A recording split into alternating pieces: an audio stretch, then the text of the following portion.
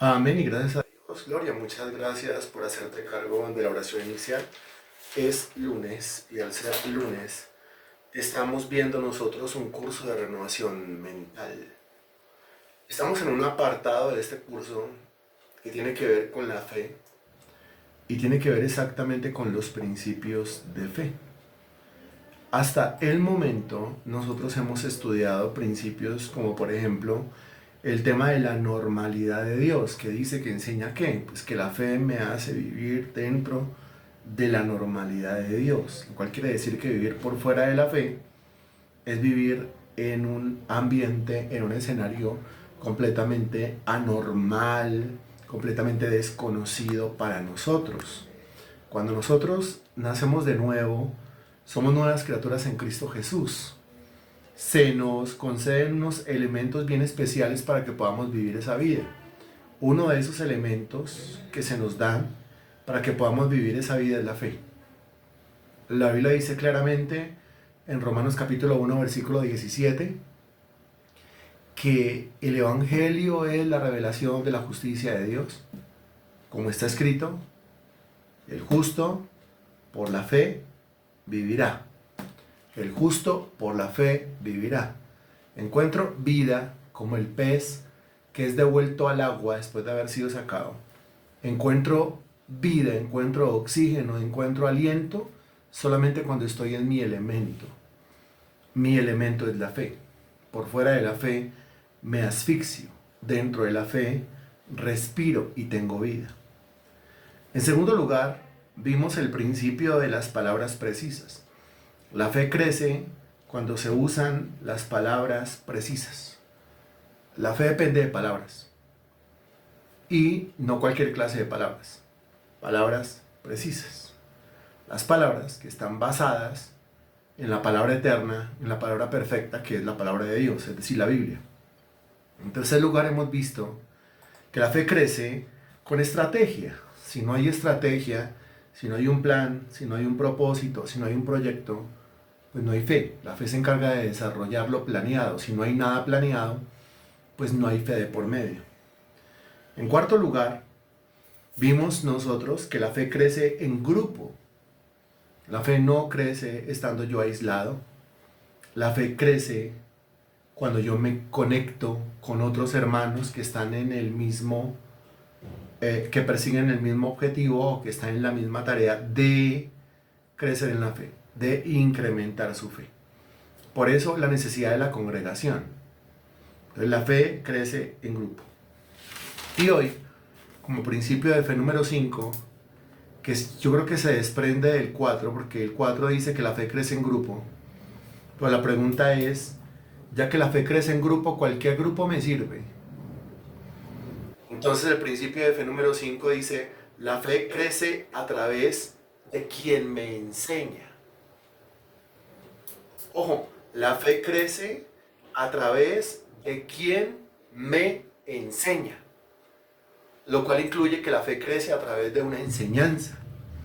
La fe crece a través de un aprendizaje.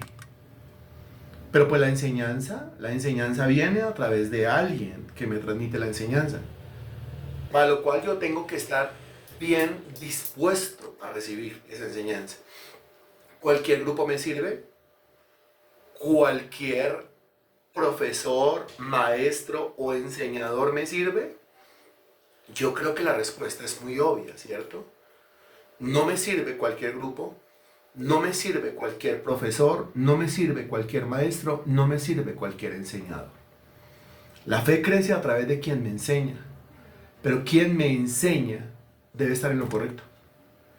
Quien me enseña debe estar cimentado en la Sagrada Escritura. De lo contrario, lo que me enseña es lo que él mismo tendrá en la cabeza y lo que él mismo tendrá en el corazón.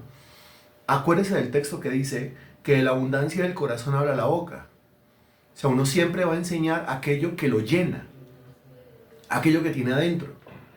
¿Qué es lo que yo tengo adentro? Eso es lo que yo le voy a enseñar.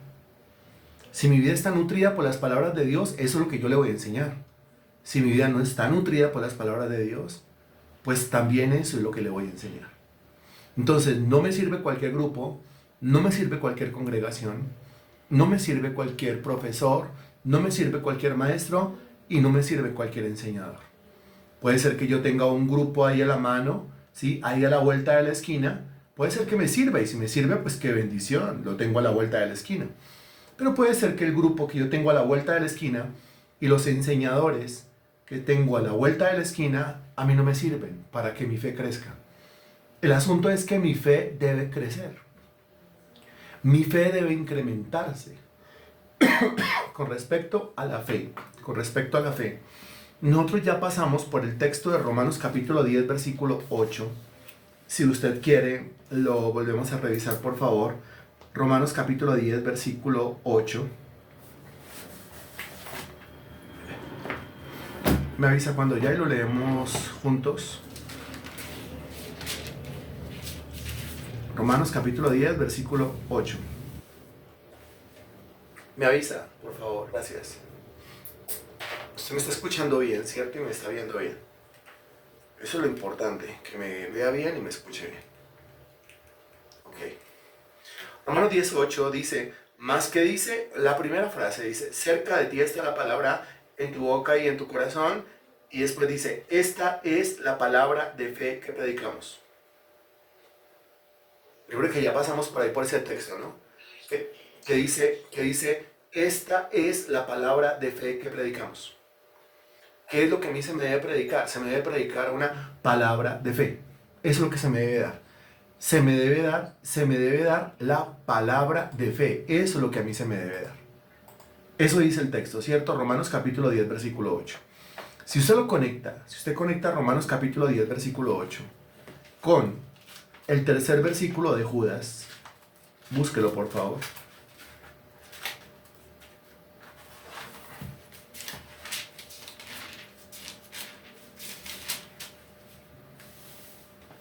Me avisa cuando ya. ¿Me está escuchando? ¿Me está escuchando? Creo que ya me está escuchando. Ok, listo. Muy bien. Estaba yo diciendo, Romanos capítulo 10, versículo 8, dice en la parte final, esta es la palabra de fe que predicamos. La predicación debe ser una predicación de fe. Si usted lo conecta con Judas, versículo 3, ahí estaba yo. Ya está en Judas, versículo 3, tercer versículo de Judas, para conectarlo, para asociarlo, para relacionarlo. ¿Ya? Me avisa, por favor. Judas, versículo 3.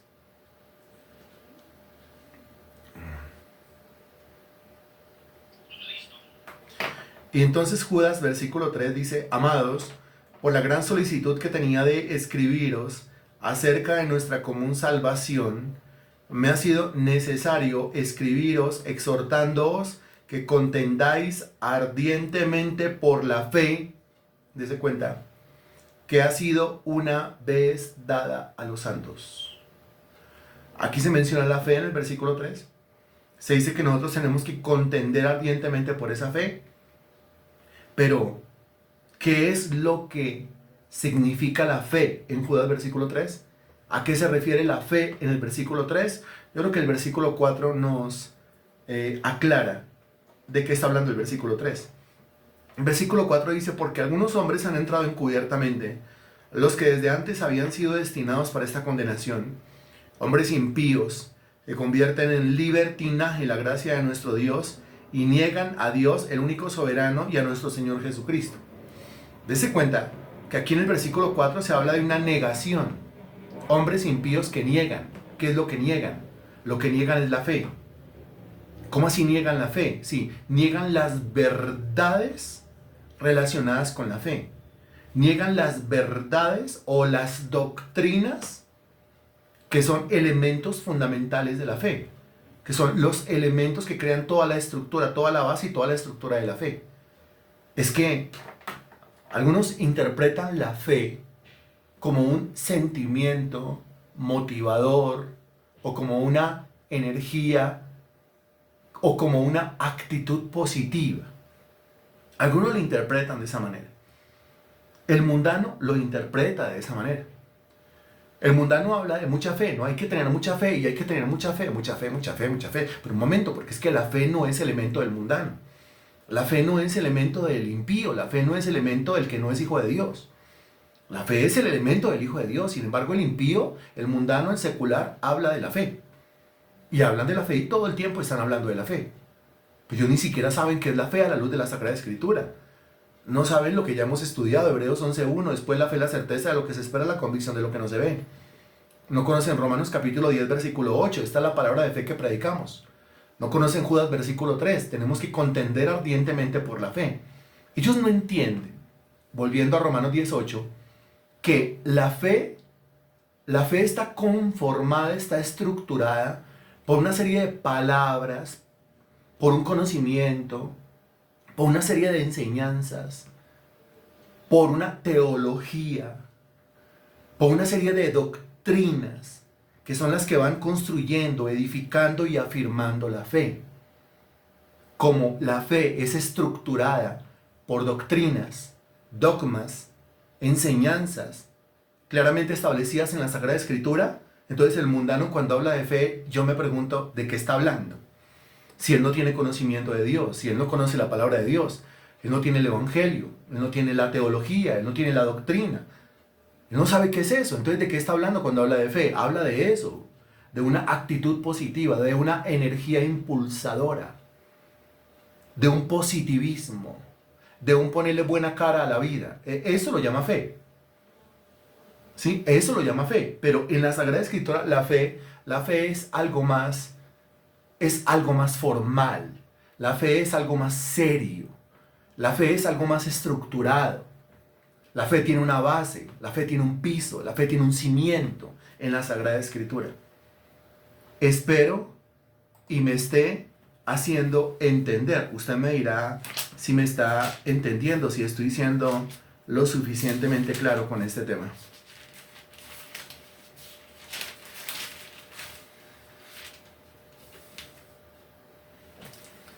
Bien, ahora, si usted me hace el favor y lo conecta con Romanos capítulo 6, versículo 17, búsquelo por favor, Romanos capítulo 6, versículo 17.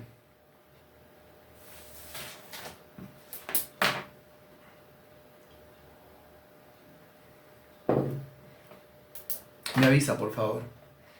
Ojalá, es obligatorio tener la Biblia en físico, ¿no?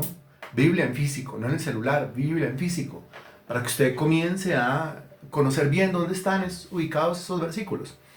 Romanos 6:17 dice, pero gracias a Dios, que aunque erais esclavos del pecado, habéis obedecido de corazón aquella forma de doctrina a la cual fuisteis entregados. Note, cuando hago uso de la palabra doctrina, esa palabra no es mía. Esa palabra es de Dios, está en la Sagrada Escritura, ahí habla de doctrina. Y dice claramente que la doctrina tiene ¿una qué? ¿Me hace el favor y me regala esa palabra? La doctrina, muy bien, la doctrina tiene una forma. Ahora, hágame el favor, usted me explica cómo así una forma de doctrina. ¿Cómo así que la doctrina tiene una forma? ¿Qué es lo que entiende usted ahí, por favor?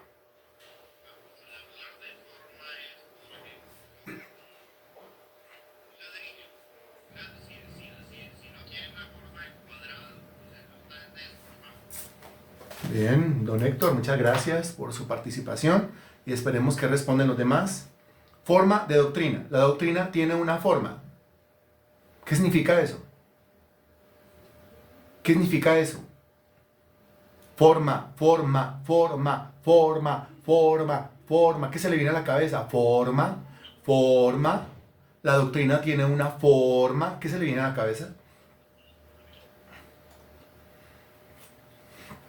¿Qué se le viene a la cabeza? No, hasta el momento no hay ninguna respuesta así como concreta, como clara.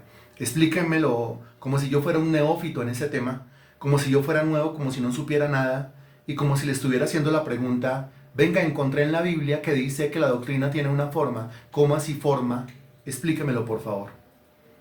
Explíqueselo como explicándoselo a una persona que no tiene conocimiento. O explíqueselo como explicándoselo a un niño. ¿Cómo así? Forma. Espero su respuesta. Gracias.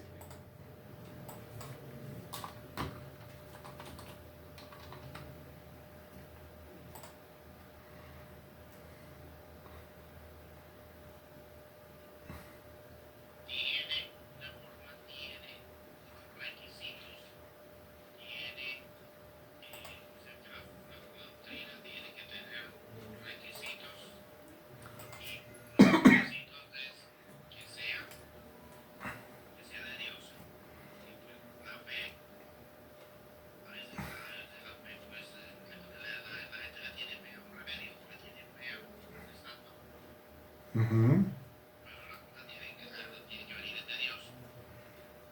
Gracias, don Héctor. Háganme el favor todos y regresan en su mente a las clases de geometría en el colegio. Forma. ¿Qué es forma?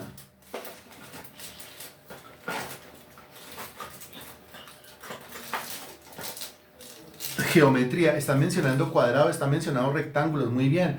El cuadrado tiene una forma, el rectángulo tiene una forma. Entonces, ¿a qué nos referimos cuando hablamos de forma? Si no se respeta la forma del cuadrado, usted no puede saber si es un cuadrado. Si no se respeta la forma del rectángulo, usted no puede saber si es un rectángulo. Si no se respeta la forma de una circunferencia, usted no puede saber si es una circunferencia. Si no se respeta la forma de un triángulo, ¿usted cómo va a saber qué es un triángulo? Si no se respeta la forma de la doctrina, ¿usted cómo va a saber qué es la doctrina de Dios? ¡Ojo! ¡Ojo! Entonces, ¿a qué se refiere cuando hablamos de forma? Sígale metiendo inteligencia al asunto y sígame regalando sus respuestas, por favor. Gracias.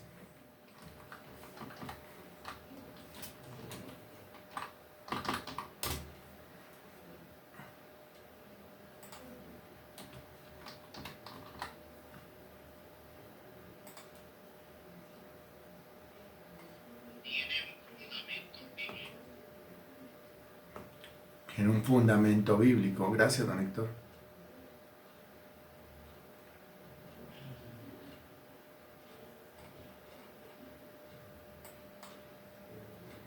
Forma. A ver, Leo. Forma. Forma. A ver, forma. A ver, tiene un fondo, tiene un techo, tiene un ancho. Por ahí va, Germán. Siga, continúe. Continúe. Usted es bien manual, bien artesanal. Yo sé que está pensando en eso. Pero ayúdenos, por favor, a definir esto. Una estructura formal. Sí, por ahí vamos. Muy bien. Está definida. Por ahí vamos, Gloria. Sí, también. Eh, Forma tiene que ver con figura. También, señora Cecilia. Pero hay que armar una definición bien contundente, bien potente. Medidas. Sí, me dan ejemplos. Marta León repite. Tiene un ancho, tiene una altura, tiene una base. ¿Pero qué significa eso? Ah, Forma, bueno, algunos me repiten que forma, eso es exactamente lo que estamos tratando de definir. Una apariencia exacta, Germán se va acercando, muy bien. Una forma definida y única, bueno, pero repetimos la palabra forma y es exactamente lo que estamos tratando de definir. Figura específica, por ahí vamos. Medidas exactas, por ahí vamos. Figura concreta, específica, por ahí vamos. Tiene altura, ancho, base y una medida. Se repite lo que dijo Germán y lo que dijo Marta León. Ok, mire, con todo lo que usted acaba de responder, yo creo que podemos llegar a las siguientes conclusiones. Cuando hablamos de una forma, estamos hablando de una figura, estamos hablando de una silueta, en realidad. ¿Cierto? Forma, figura, silueta. De eso estamos hablando nosotros. Cualquiera reconoce la silueta de un cuadrado, ¿no es cierto?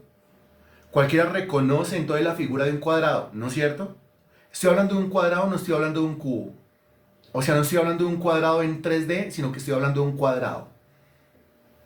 Cualquiera reconoce la figura de un cuadrado, cualquiera reconoce la silueta de un cuadrado, cualquiera reconoce la forma de un cuadrado. De tal manera que usted puede decir, eso es un cuadrado. Y usted no va a decir, eso es un círculo. Usted no va a decir, eso es un triángulo. ¿Cierto? Ok, entonces así como el cuadrado necesita tener una, a ver, figura, estoy usando sinónimos de forma, figura o una silueta exacta y bien definida. Usted que utilizó la palabra figura muy bien, usted que utilizó la palabra exacta muy bien, usted que utilizó la palabra medida muy bien, usted que utilizó la palabra definida muy bien. Es a través de esa figura, de esas medidas, ¿sí? Es a través de esas dimensiones, podemos hablar de dimensiones, ¿cierto? De esas medidas que son exactas, de esas medidas que son específicas, que usted puede diferenciar en la geometría una figura de la otra, una silueta de la otra o una forma de la otra. ¿Es así o no es así? Ahora, con este repaso geométrico, pues entonces cuando usted habla de la doctrina, cuando usted mira la doctrina, La doctrina que es mencionada en la Escritura, no lo acabamos de leer en Romanos capítulo 6, versículo 17, se nos dice que la doctrina tiene una forma. Como la doctrina tiene una forma, quiere decir que la doctrina tiene una figura, la doctrina tiene una silueta. La doctrina de Dios, la doctrina de la Biblia, tiene una forma, tiene una figura, tiene una silueta, que tiene unas medidas, unas dimensiones que son exactas, que son puntuales, así tal cual. Y que solamente puede reconocer, en el caso del cuadrado, del círculo, del triángulo, solamente puede reconocer el que ha estudiado la geometría. Ahora, en el caso de la doctrina de Dios, que también tiene una forma, una figura o una silueta, pues eso solamente lo puede reconocer aquel que ha estudiado la doctrina.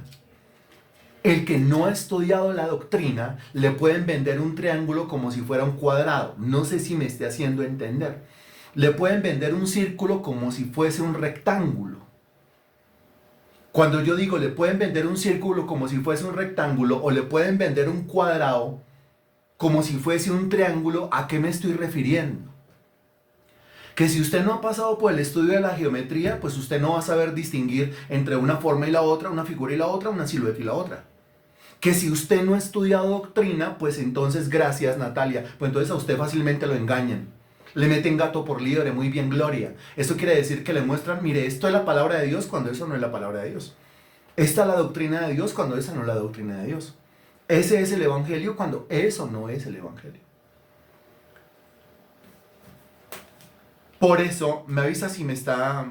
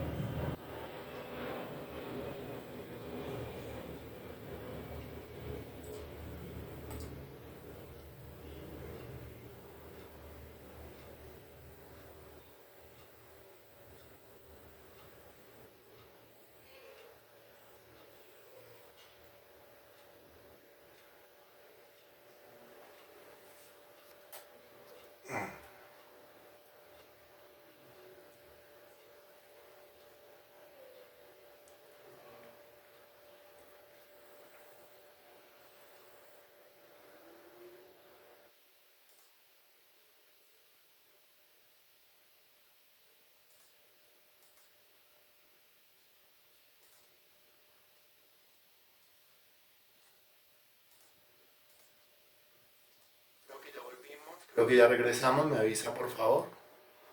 Como la caída de la red de internet. Me avisa si ya, si me está escuchando y si me está viendo bien. Intentemos continuar.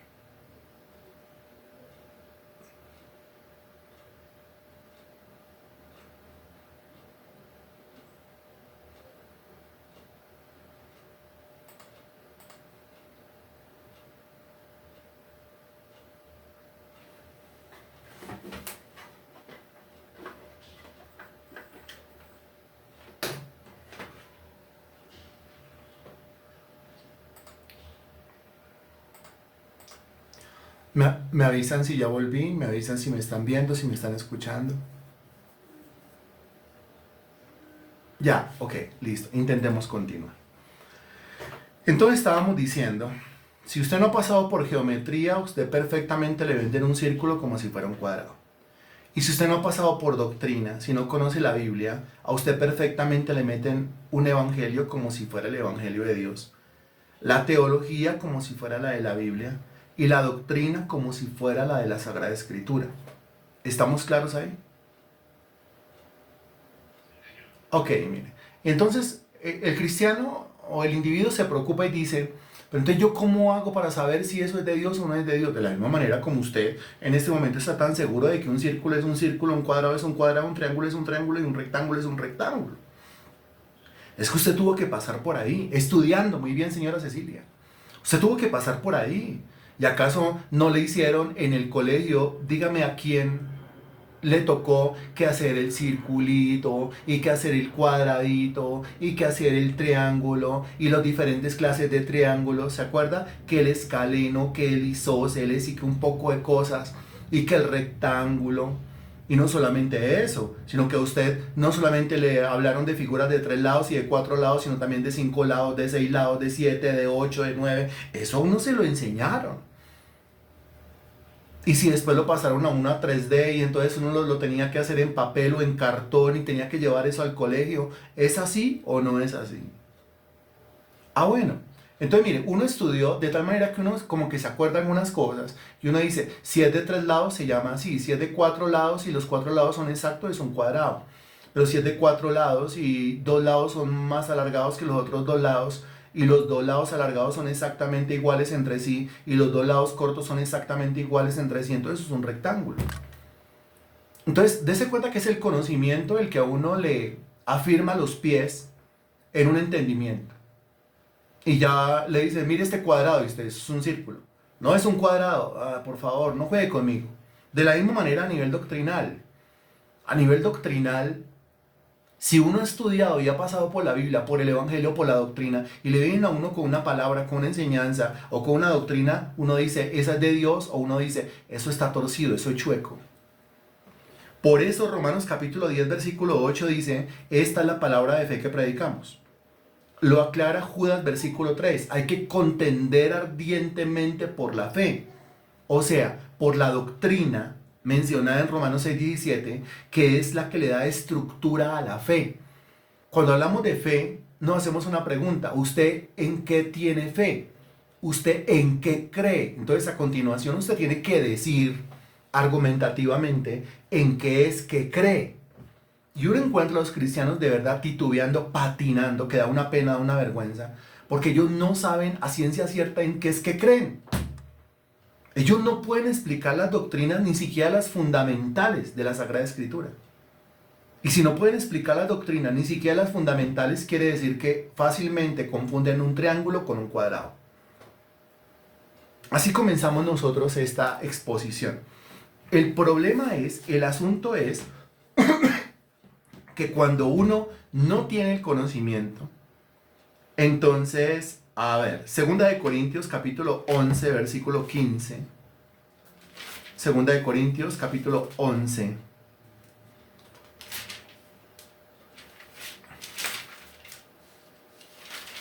Bien, desde el versículo 14, lo podemos leer, por favor, me avisa cuando ya. 2 Corintios capítulo 11, versículo 14. Ya. ¿Alguna otra persona que me diga ya para comenzar la lectura, por favor? Gracias, don Héctor. Dice 2 Corintios 11:14, y no es maravilla, porque el mismo Satanás se disfraza como ángel de luz. Así que no es extraño si también sus ministros se disfrazan como ministros de justicia, cuyo fin será conforme a sus obras. Habla de dos individuos. En el versículo 14, Satanás. En el versículo 15, los ministros de Satanás. El versículo 15 dice que Satanás se disfraza como ángel de luz, que Satanás es experto en disfraces. Y cuando decimos que Satanás es experto en disfraces, estamos diciendo que él es experto en camuflajes, por lo tanto es experto en engaños. Ahora, así como él se disfraza, en el versículo 15 habla de los ministros de Satanás, que son los mismos hijos del diablo, mencionados en Juan capítulo 8, cuando dice, vosotros sois hijos de vuestro padre el diablo, y los deseos de vuestro padre el diablo queréis hacer.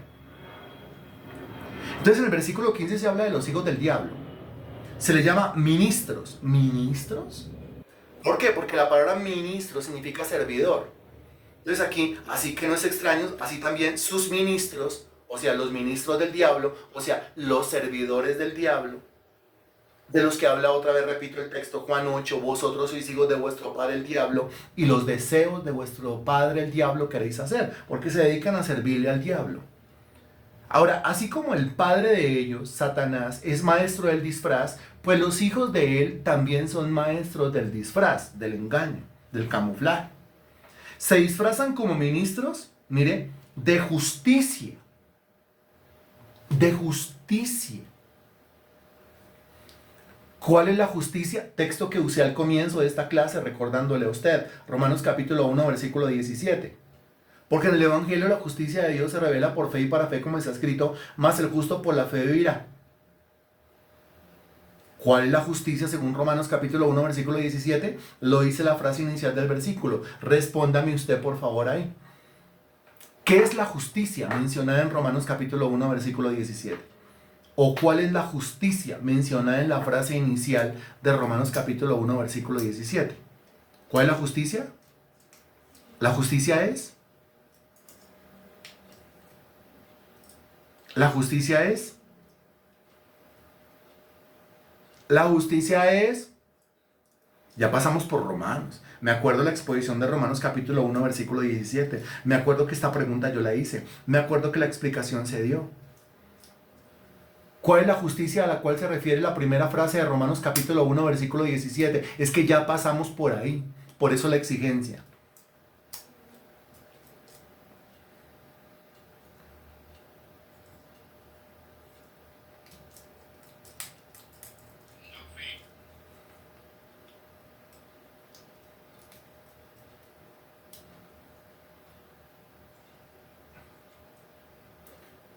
No, algunos se limitan, mire, escriben lo mismo que escribieron los otros, así, así vamos en cadena y vamos en cadena de error, ¿sí? Y vamos en cadena de equivocación,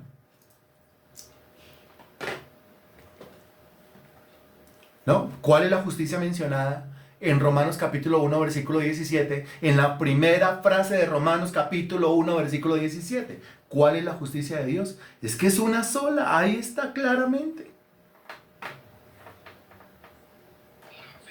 Gracias, Natalia, muy amable. ¿Por qué es que dice la primera frase? Porque en el Evangelio la justicia de Dios se revela. Entonces, si en el Evangelio la justicia de Dios se revela, entonces la justicia de Dios es el Evangelio. Punto.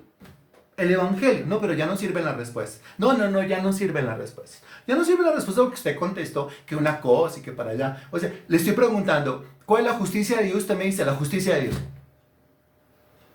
¿Cuál es la justicia? Y usted me dice la justicia.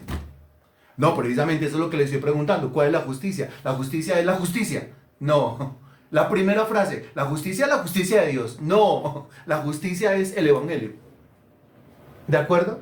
Ya pasamos por Romanos 1.17. Por eso el tonito tan lindo que uso.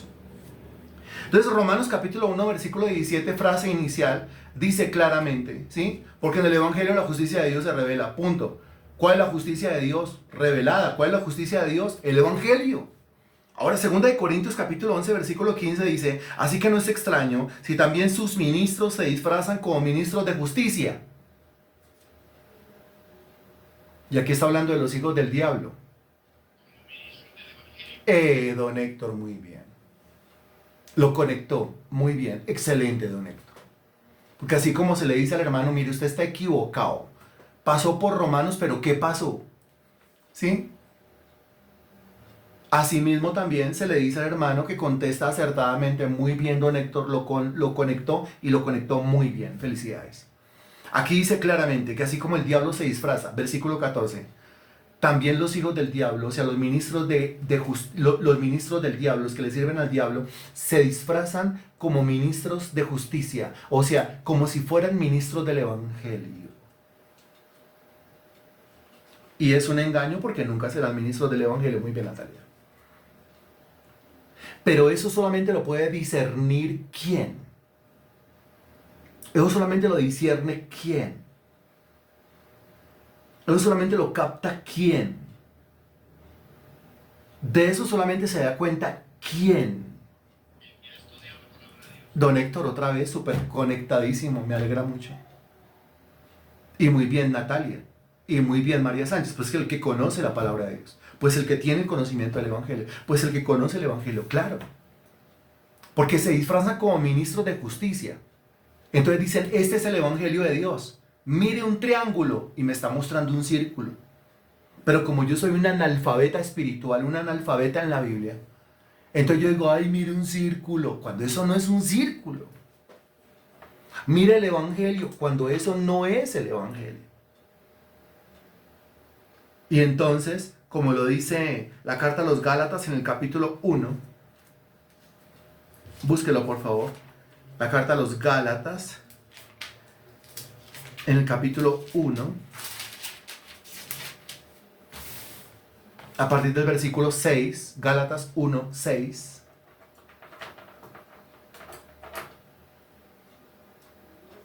Me avisa cuando ya, por favor, gracias. Otra persona que me diga ya, gracias. Una tercera persona que me diga ya. Y leemos. Listo.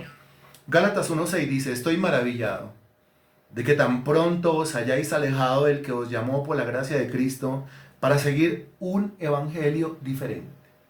Dice, los Gálatas estaban siguiendo un evangelio diferente. O sea, un cuadrado diferente. ¿Un cuadrado diferente? Un círculo diferente. Un círculo diferente. Círculo es círculo. ¿Cómo así un círculo diferente? Ellos estaban creyendo en un triángulo diferente. Un triángulo diferente. No, un triángulo es un triángulo. ¿Cómo así? Lo explica el versículo 7. No que haya otro. La última frase del versículo 6. Un evangelio diferente. Primera frase del versículo 7. No que haya otro. O sea, círculo es círculo. ¿Sí? Círculo es círculo. No, es que es un círculo, pero está achatado a los lados. Entonces no es un círculo, es un óvalo. No. Está achatadito, pero sigue siendo un círculo. No, ya no es un círculo, es un óvalo. Eso lo responderá una persona que tiene conocimiento. El que no tiene conocimiento, entonces se come el cuento. Le están mostrando un evangelio diferente y él se está comiendo el cuento. Y el apóstol Pablo dice, no que haya otro, es que no hay otro. ¿Por qué? Porque la doctrina, Romanos 6:17, la doctrina tiene una forma específica, una silueta específica, una figura específica, unas dimensiones específicas. Son los niños los que se ríen diciendo, esa circunferencia quedó como una zanahoria. Si quedó como una zanahoria, no es una circunferencia. No que haya otro, sino que hay algunos quienes, que os perturban y quieren pervertir el evangelio de Cristo. Otros quienes, según Segunda de Corintios muy bien. Muy bien, don. Según Segunda de Corintios capítulo 11, versículo 15, los hijos del diablo que son ministros de Satanás, que se disfrazan como ministros de justicia. Pero están disfrazados como ministros de justicia. Ellos están disfrazados como ministros de justicia, o sea, están disfrazados como ministros del evangelio, y lo que hablan parece que fuera el evangelio, pero, muy bien, lo que hablan parece que fuera la doctrina, pero no es. Y el único que se da cuenta es aquel que tiene el conocimiento. Porque si es bien ignorante y si es bien analfabeta espiritual, no se va a dar cuenta. Así de sencillo, no se va a dar cuenta. Fue el mismo caso de Adán y Eva. Génesis capítulo 3, versículo 11. Búsquelo, por favor. Génesis capítulo 3, versículo 11.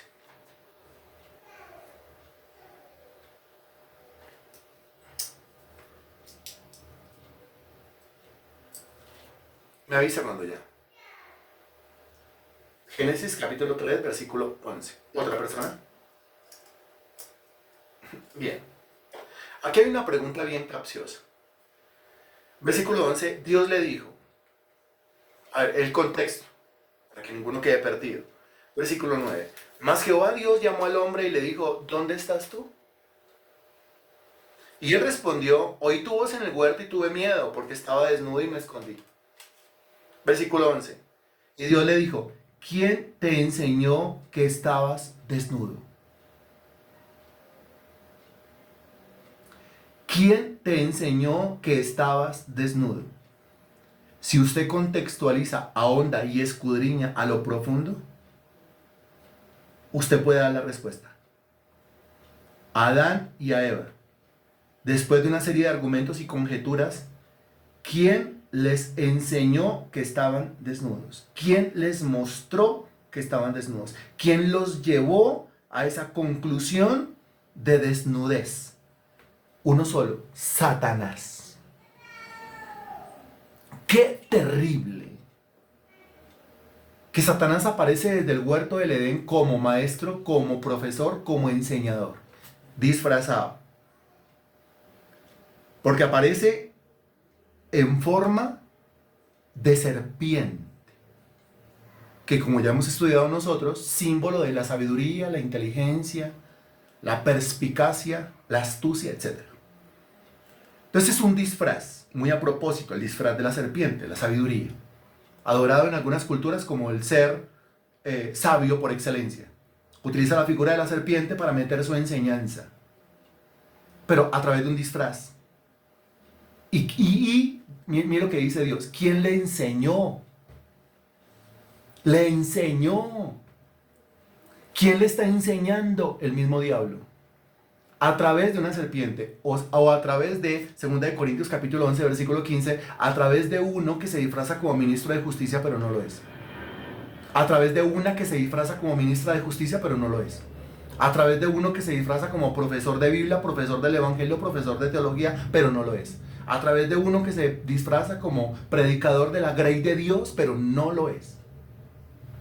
Y el único que puede discernir ese engaño, y el único que puede discernir, saber, entender, darse cuenta de quién es el que le está enseñando a través de ese tipo, o quién es el que le está enseñando a través de esa mujer, es aquel que tiene conocimiento. Si no tiene conocimiento, olvídese. No se va a dar cuenta nunca. Lo único que veía Eva era una serpiente. Nunca vio al diablo hablando a través de la serpiente. Si no tiene conocimiento, lo que usted verá es a un individuo, hombre, mujer, que de pronto se exprese muy bien, de pronto le toque las fibras más íntimas, las fibras emocionales, sentimentales. Porque es estrategia, fascinar el corazón de las personas. Es el evangelio al gusto del consumidor, es un evangelio menú. A usted se le da lo que usted quiere escuchar. La iglesia se convirtió en un lugar de entretenimiento. Es que en esa iglesia yo me entretengo tanto, me gusta tanto. No, pero una iglesia no es para eso. La iglesia es columna y baluarte de la verdad, dice la Sagrada Escritura. La iglesia es para decir la verdad. La verdad no le gusta a la gente. La iglesia no es popular. La verdadera iglesia no es popular. Cuando la verdadera iglesia se hace popular, quiere decir que ha dejado de ser la columna y el baluarte de la verdad. Y ese es el peligro que fascinan porque dicen lo que los hombres quieren escuchar, claro. Mire, un autor muy conocido, llamado Rick Warren, escritor de un libro muy famoso, que dicen que es el segundo libro más vendido después de la Biblia. Digo, qué tristeza que ese sea el segundo libro más vendido después de la Biblia. Que se llama Una vida con propósito el libro. Ni una sola mención de Jesucristo en todo el libro. Se habla de propósito, de planes, de metas, de estrategias, etc. Ni una sola mención del Evangelio, nada. Una vida con propósito. Propósito sin Dios, propósito sin el Evangelio, propósito sin doctrina. ¿Cómo entendemos eso? Él, antes de abrir su iglesia, él hizo un estudio de mercadeo. Fue por todo el vecindario golpeando casa por casa, preguntando a la gente qué quisiera escuchar en un sermón. Le estaba preguntando a mundanos, le estaba preguntando a impíos, ¿usted qué quisiera escuchar en un sermón? Con base en eso, él armó toda la programación de los sermones en su iglesia.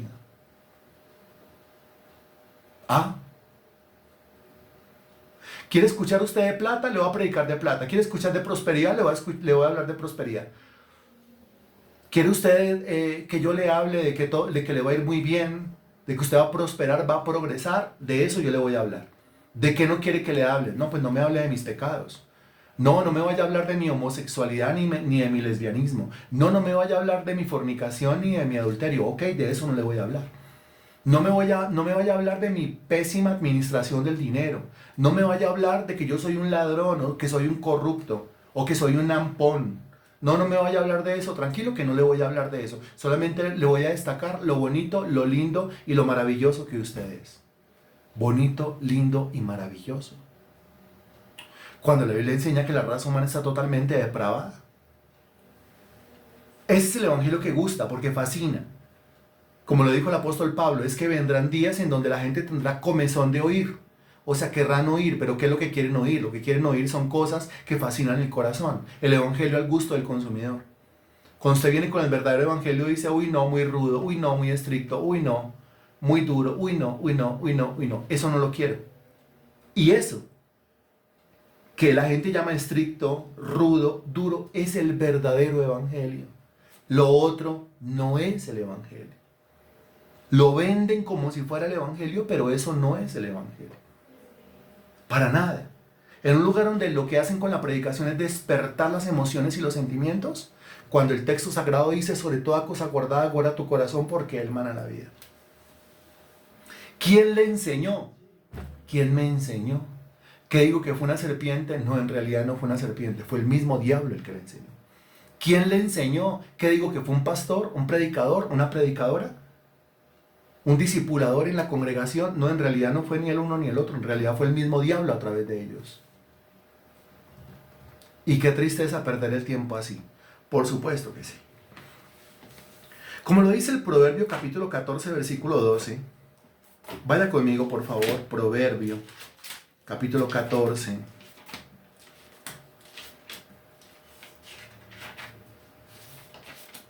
Versículo 12. Proverbio 14, 12.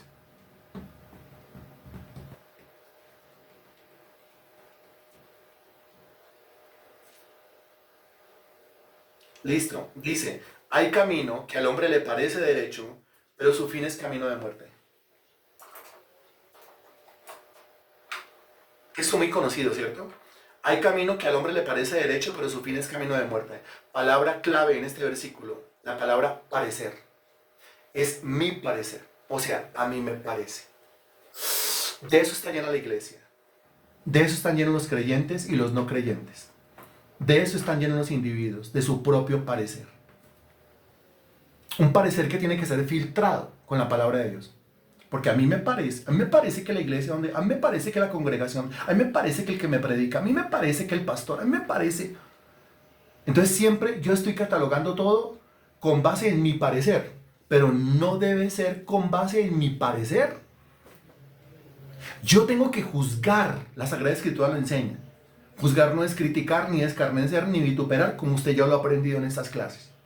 Juzgar es dar un veredicto justo con base en la palabra de Dios. Yo tengo que juzgar todo lo que tengo a mi alrededor. Todo tiene que ser juzgado. Y tiene que ser juzgado a través del filtro de la palabra de Dios. O todo tiene que ser, cernido. Todo tiene que ser filtrado para que me lo entienda. Sinónimo de la palabra juzgar es cernir. Sinónimo de la palabra juzgar es filtrar. Yo todo lo tengo que juzgar, todo lo tengo que cernir, todo lo tengo que separar, todo lo tengo que filtrar. Y la coladera que uso, la zaranda que uso, el filtro que uso para ese fin es ¿cuál? La palabra de Dios. Muy bien, don Héctor.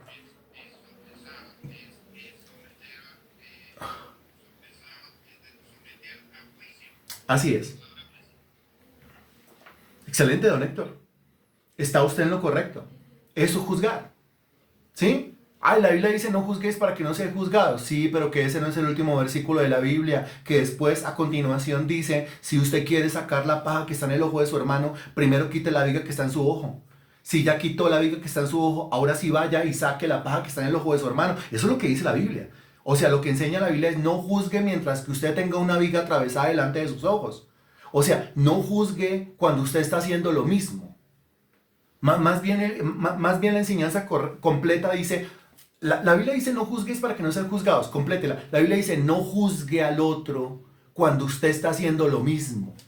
Más bien arrepiéntase de su pecado, limpie su vida y ahora sí vaya y ayúdele a su hermano a sacar la paja que tiene en el ojo. Eso se hace por medio de un juicio. Eso se hace por medio de un filtrar, de un cernir, de un zarandear las cosas, de un separar, de un entresacar lo precioso de lo vil. Ese es el filtro, pero lastimosamente para la mayoría de las personas, su filtro es su parecer, lo que a usted le parece. Como lo dice el versículo, hay camino que al hombre le parece derecho, pero su fin es camino de muerte, le parece, su parecer. A mí me parece. A mí me parece que esa predicación, a usted le parece que esa predicación, sí, pero esa predicación estuvo basada en la Biblia, sí o no. Se encogerá de hombros y dirá, no sé, ¿por qué? Porque no conoce la Biblia. Porque todo lo cataloga y lo juzga es según su parecer. Y si su parecer está equivocado. Yo creo que eso que pasó en la iglesia, ¿sí? Eso que la gente llama mover de Dios, a mi parecer no es de Dios, a mi parecer sí es de Dios, según su parecer. Pero según la Biblia, ¿es de Dios o no es de Dios? No sé, ¿por qué? Porque no conozco la Biblia. Qué lamentable que sea así. Entonces la gente se congrega si le parece, no se congrega si no le parece. La gente aporta si le parece, no aporta si no le parece. La gente sirve si le parece y no sirve si no le parece. La gente se reúne en esa iglesia si le parece y no se reúne en esa iglesia si no le parece. La gente le escucha la predicación a fulano si le parece y no le recibe la predicación a fulano si no le parece. ¿Por qué? No me gusta su predicación, no le gusta. Otra es su parecer. Pero es que acaso esto se trata de juzgar. No había predicación más dura, más ruda, más tosca que la de Juan el Bautista.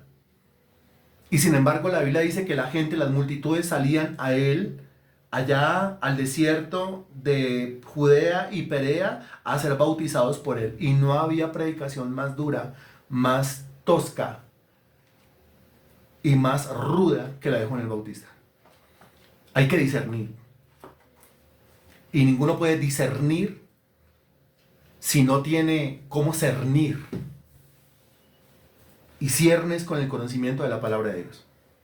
De lo contrario, hay camino que al hombre le parece derecho, a mí me parece, pero su fin es camino de muerte. O sea, al final, ay, o sea que no era, o sea que me congregué toda la vida en la iglesia que no era, o sea que le recibí la enseñanza toda la vida a la persona equivocada, o sea que lo que me enseñaron durante toda la vida era un evangelio pervertido. Pues imaginé que sí, por falta de sedazo, por falta de filtro. Porque cree que el evangelio es según su parecer, lo que quiera, según el gusto personal, según lo que el corazón le está indicando. No, no es así. Y esto es para todos, no es así. Esa es la razón por la cual yo tengo que pedirle a mi Dios mucha sabiduría, mucha inteligencia, ya que la fe crece a través de quien me enseña, que el que me esté enseñando no sea un ministro de Satanás, que el que me esté enseñando, que el que me esté transmitiendo la clase no sea un hijo del diablo disfrazado de ministro de justicia. Que lo que me esté enseñando realmente sea la doctrina de Dios, el evangelio de Dios, la palabra de Dios. De lo contrario, para el mismo lugar donde se va ese maestro, detrásito voy yo. Si ese maestro es bien corrupto, pues va a ir a parar al lago que arde con fuego y azufre. Y allá nos vamos a encontrar con él. El uno por enseñar mal, el otro por aprender mal.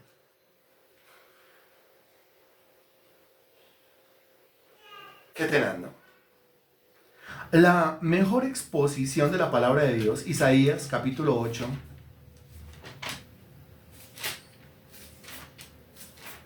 Isaías capítulo 8.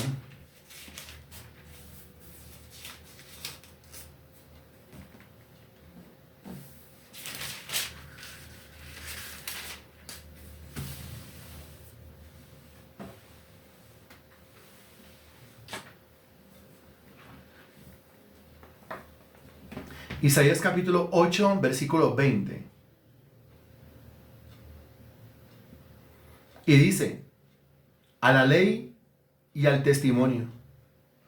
Si no dijeren conforme a esto, es porque no les ha amanecido. Note, cuando dice a la ley y al testimonio, a continuación, si no dijeren, que le enseñen la ley y le enseñen el testimonio. Si no le están enseñando esto es porque no les ha amanecido. Si no les ha amanecido es porque están todavía en oscuridad, en tinieblas. Ahora, si yo, como quien enseña la palabra de Dios, estoy en tinieblas, dígame, ¿qué será lo que le voy a transmitir a usted? Tinieblas. ¿Qué va a aprender usted? Tinieblas. ¿Para dónde vamos a ir los dos? Al lago que arde con fuego y azufre. De manera que yo tengo que discernir que lo que me estén enseñando esté sujeto a la ley, esté sujeto al testimonio. O sea, a la luz, al conocimiento, a la inteligencia, a la sabiduría de Dios, revelada claramente en la Biblia. Que el que me enseña esté en la luz, que me hable desde la luz, que me hable desde el entendimiento de la palabra, que me hable desde el conocimiento. Porque si me habla desde la luz, me enseña luz, me transmite luz, yo aprendo luz. Isaías capítulo 28, versículo 10.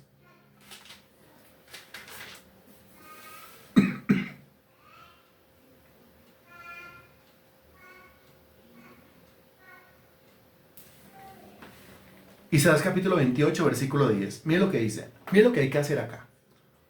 ¿No? Pues que algunos sermones no son sino una jugadura horrible, ¿sí? De palabra. A eso lo llaman sermón. Cuando a una congregación le dan 15, 20, 25 minutos a un sermón y toda la gente está contenta. Ay, es que me gusta mucho allá porque casi no predican. Porque casi no predican. Por eso me encanta allá. Me encanta allá porque nos dedicamos más bien a otras cosas. ¿Como qué? Como no sé, como el tema social. O es que allá cantamos mucho. Entonces como cantamos mucho, allá me gusta más. Porque no se centran tanto en enseñar y enseñar y enseñar. Pues si no se están centrando en enseñar y enseñar y enseñar y enseñar. Entonces, ¿qué clase de iglesia, qué clase de congregación es si la Biblia dice que la iglesia es columna y baluarte de la verdad? Y aquí dice claramente, versículo 10, Isaías 28, porque mandamiento tras mandamiento, mandato sobre mandato, renglón tras renglón, línea sobre línea, un poquito allí, otro poquito allá. Dese cuenta la metodología en la enseñanza según Dios. El versículo 13 dice, la palabra pues de Jehová le será mandamiento tras mandamiento, mandato sobre mandato, renglón tras renglón, línea sobre línea, un poquito allí, otro poquito allá, hasta que vayan y caigan de espalda y sean quebrantados, enlazados y presos. Dese cuenta la metodología y dese cuenta si yo no recibo la enseñanza, la frase final del versículo, vayan y caigan de espalda y sean quebrantados y enlazados y presos. Porque como la metodología es, y esa metodología a la gente no le gusta. Cuando se habla de, mire, la palabra de Dios se tiene que estudiar mandamiento tras mandamiento, ¿qué se le viene a la cabeza? La palabra de Dios se tiene que estudiar mandato sobre mandato, ¿qué se le viene a la cabeza? La palabra de Dios se tiene que estudiar renglón tras renglón, ¿qué se le viene a la cabeza? La palabra de Dios se tiene que estudiar línea sobre línea, ¿qué se le viene a la cabeza? La palabra de Dios se tiene que estudiar un poquito allí, otro poquito allá, ¿qué se le viene a la cabeza? Paso a paso, versículo a versículo, escudriñar, proceso, conecte un versículo con este versículo, este poquito con este poquito, qué es lo que dice acá y que pídame la lección, pregúnteme el versículo, claro que sí. Pídame el versículo, pídame la tarea, pregúnteme, confrónteme, yo necesito aprender. De eso se trata la metodología. A la gente lógicamente eso no le gusta. Lógicamente eso no le gusta. Yo me encontré con alguien muy amigo mío que decía, viviendo lejos, pero decía que él iba a la iglesia de Darío Silva Silva, persona que admiro en su conocimiento. No estoy hablando mal de Darío Silva Silva, de la iglesia del norte, del Chicó, Casa sobre la Roca.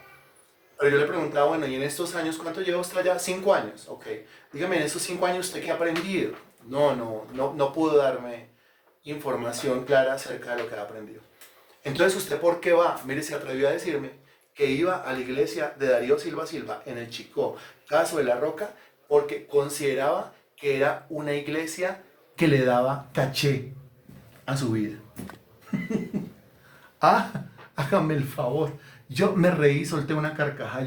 Usted va a esa iglesia porque usted considera que le da caché, claro, porque cuando entre cristianos le preguntan a uno, ¿usted dónde va? Entonces yo voy a Casa de la Roca, la iglesia de Chicó, él viviendo en Dindalito, vive en Dindalito, pero necesita algo que le dé caché, entonces se va para allá, aunque no aprenda nada, aunque no entienda nada. Y no estoy hablando mal de Darío Silva Silva, ni de su conocimiento, que es un conocimiento exuberante el hombre porque es un intelectual impresionante, pero yo estoy hablando de algunos individuos que no entienden la iglesia como lo tienen que entender.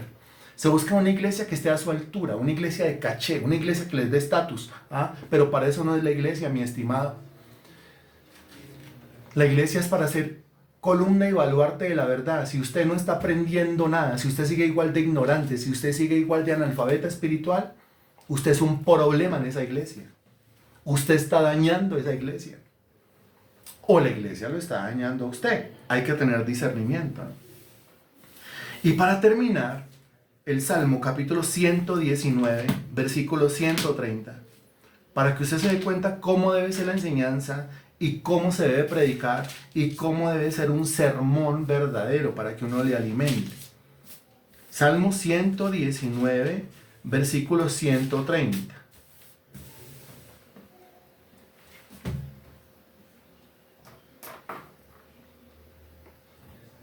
Bien, dice, ok, la exposición de tus palabras alumbra, hace entender a los simples. La exposición de tus palabras alumbra. Sí, yo lo que necesito es eso, necesito que me alumbre, necesito que me ilumine, necesito luz. ¿Cómo hago? La palabra, sí, que me la digan, que me la den, sí, que me la enseñen, sí, pero no de cualquier manera. No sirve cualquier enseñanza, no sirve cualquier instrucción. La palabra de Dios tiene que ser, ahí dice, expuesta. La exposición de tus palabras alumbra. ¿Y qué es una exposición? Pues otra vez le toca a usted llevar su cabecita. Yo ya voy terminando, no se preocupe. Otra vez le toca a usted llevar la cabecita al colegio o a la universidad. Cuando a usted le tocaba pasar al frente, le tocaba preparar una exposición y pasar al frente y exponer un tema. Cuando se trata de exponer un tema, ¿qué quiere decir? Exponer un tema no es lo mismo que la jugadura de sermones que predican en estos días en las iglesias. En estos días no exponen, en estos días entretienen, en estos días fascinan los corazones, pero no exponen la palabra de Dios. Se tiene que exponer mandamiento sobre mandamiento, mandato sobre mandato, para que me lo entienda, renglón tras renglón, línea sobre línea, un poquito aquí y un poquito allá. ¿Qué entiende usted por exposición? Teniendo en mente las 5 cosas que le acabo de repetir. Mandamiento tras mandamiento, mandato tras mandato, renglón tras renglón, línea sobre línea, un poquito acá y un poquito allá. ¿Qué es eso de exponer entonces? ¿Qué es eso de exponer? Exponer es pararse delante de las personas y exponer un tema desde la introducción hasta la conclusión, desde lo más básico hasta lo más profundo, con tal precisión y con tal claridad y con tal convicción y con tal denuedo de parte de Dios, cosa que las personas que están ahí sentadas aprendan. Eso es una exposición. No qué tiene que hacer usted para hacer una exposición, sino qué es una exposición. Eso, Germán, muy bien.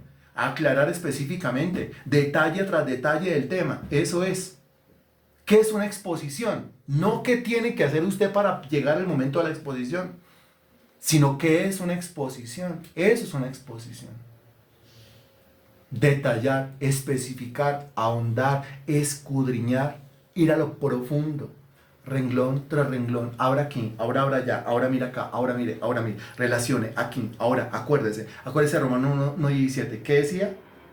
Viene la exhortadita, o viene la halagadita al que respondió bien, viene la felicitación, pero también viene la jalada de orejas. Eso todo es parte de la exposición.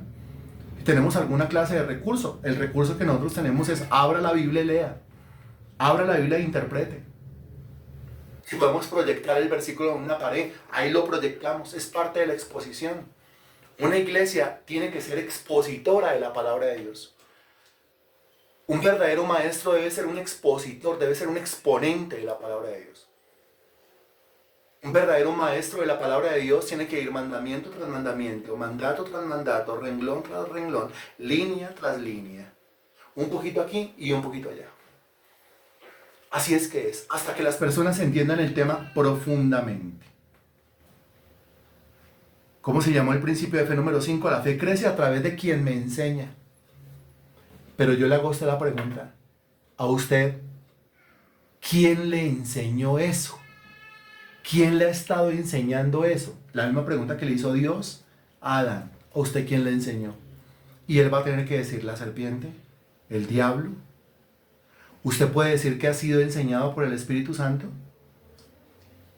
¿O será que el que le está enseñando es el mismo diablo? ¿Será que el que le está enseñando es un ministro verdadero de la justicia o un ministro disfrazado de justicia? ¿Será que el que le está enseñando es el Espíritu Santo o un espíritu inmundo? Y tenga mucho cuidado con lo siguiente. Aquí lo anoté en mi cuaderno para concluir.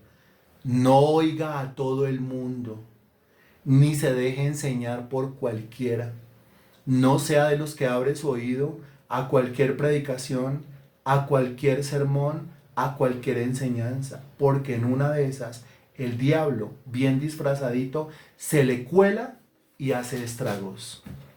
Bendito Dios, eres tan bueno, tan benigno y tan misericordioso.